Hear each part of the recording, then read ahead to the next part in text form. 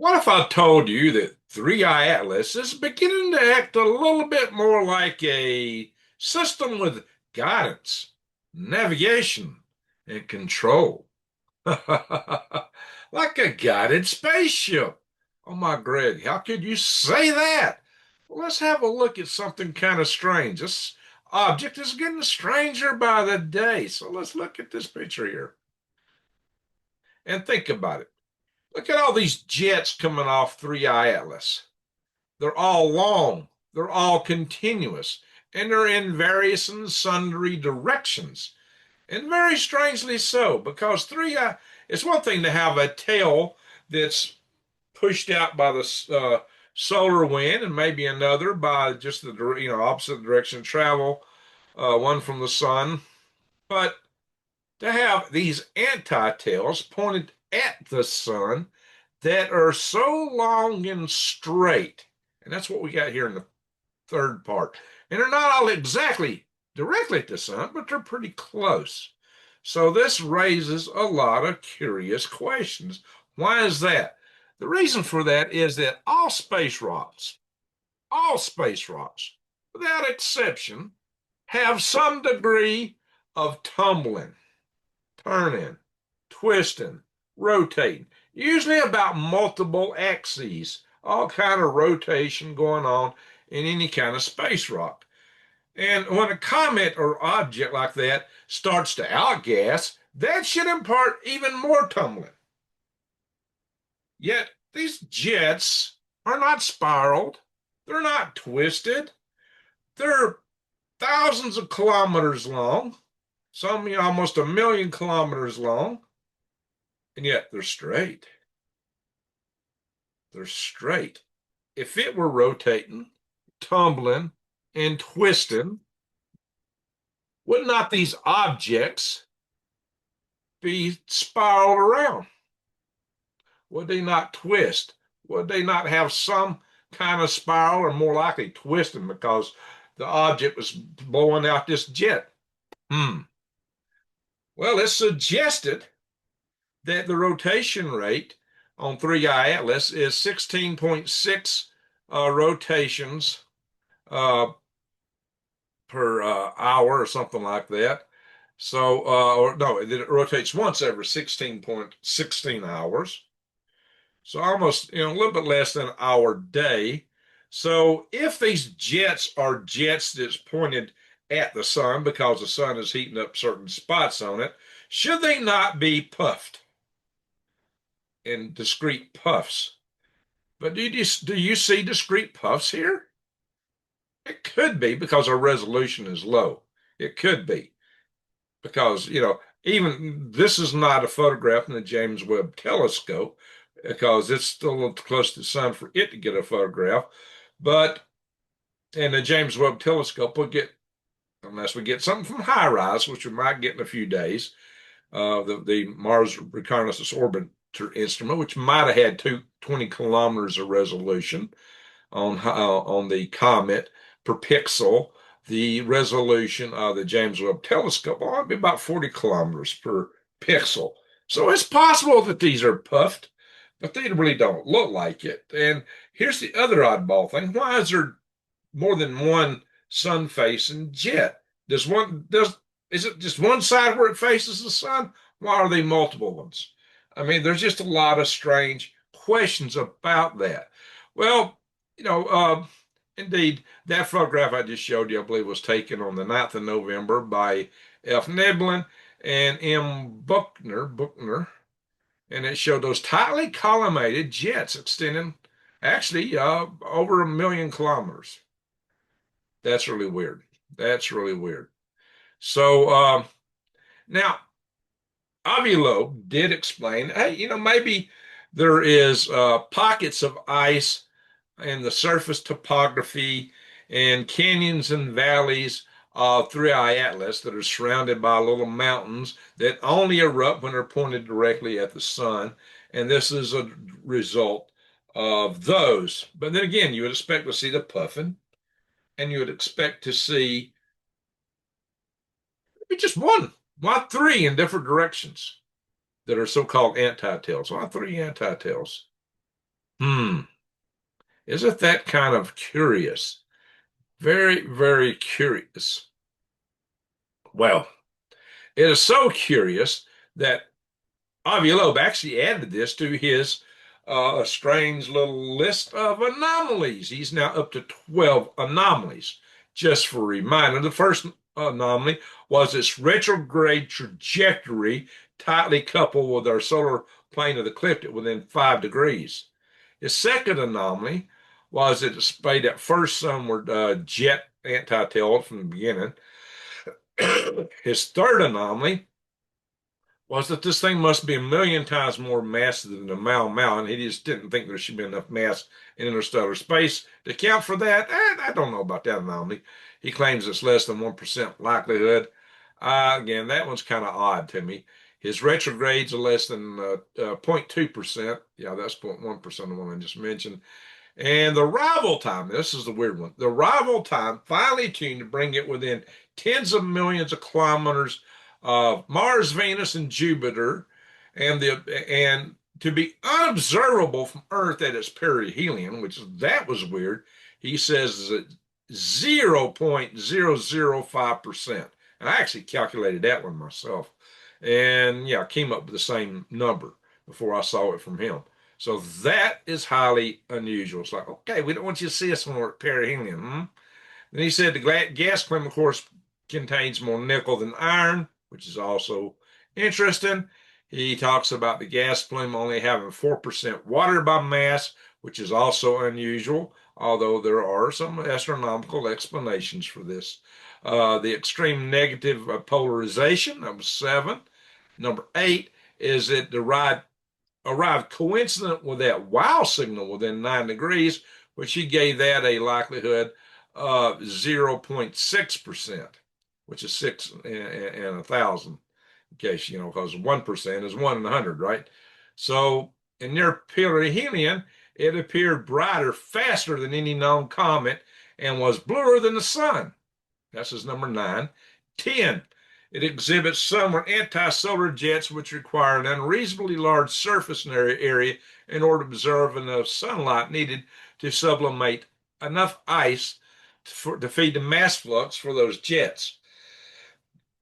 Now that's an interesting one because I calculated myself that those jets should have had over 2.5 months to form the length that they formed at the expected speed of materials leaving the comet from sublimation. I went into that in a previous video, and it did not have near that amount of time. It was only a matter of like 5 to 9 days, I think, near that period from where it actually brightened up at perihelion to when that first photograph was taken, just a few days. Nowhere near enough time to account for the long jets that we see, unless maybe something was, well, that's a whole lot of mass, and still shouldn't be that fast, or something accelerated. Maybe an explosion, but the comet didn't explode. It's still intact. See, that's the other thing.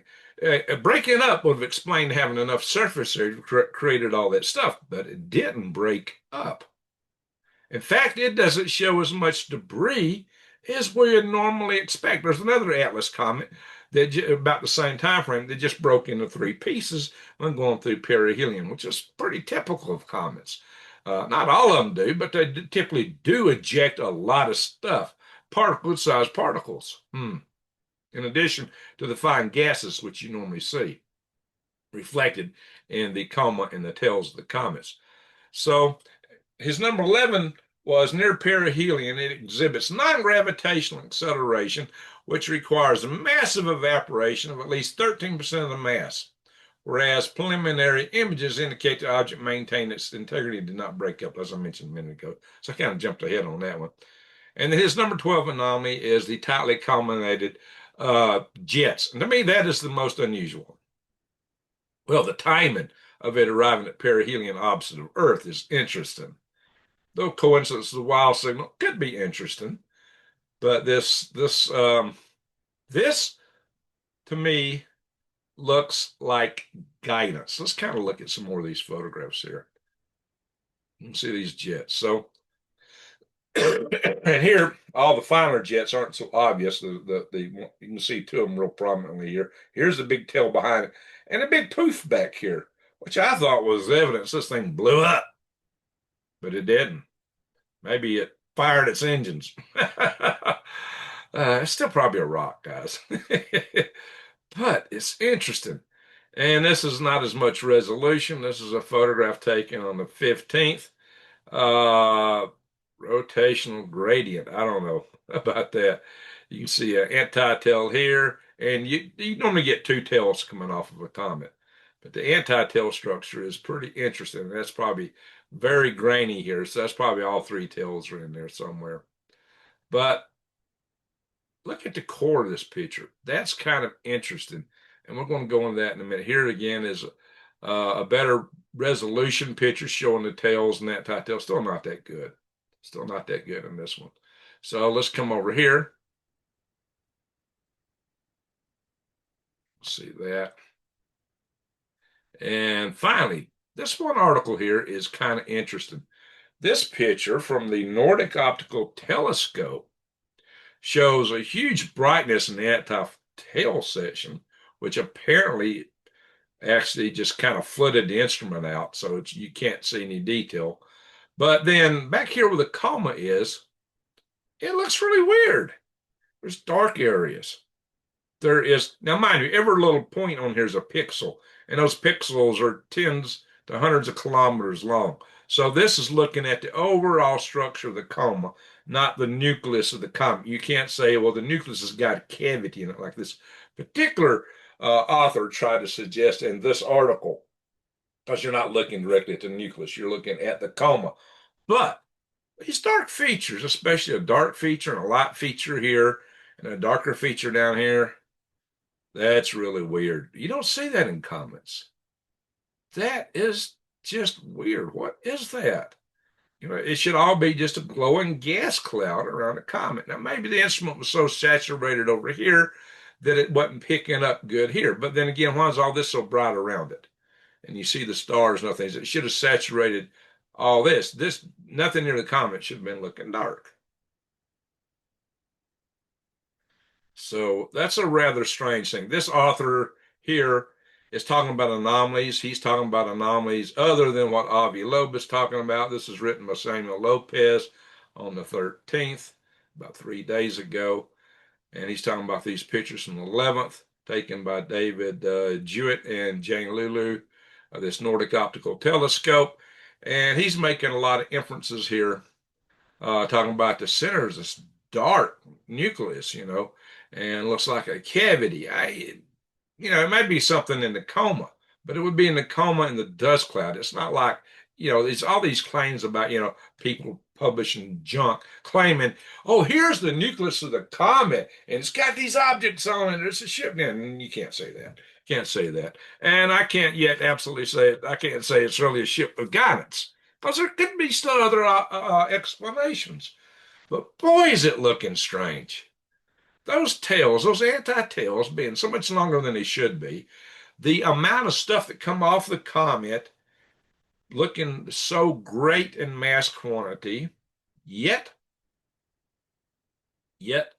um, the thing not breaking up suggests it's got to be a lot larger, which would almost suggest it's at least 23 kilometers in diameter, which is still under the resolution of the 40 kilometers we'll get from the James Webb Telescope.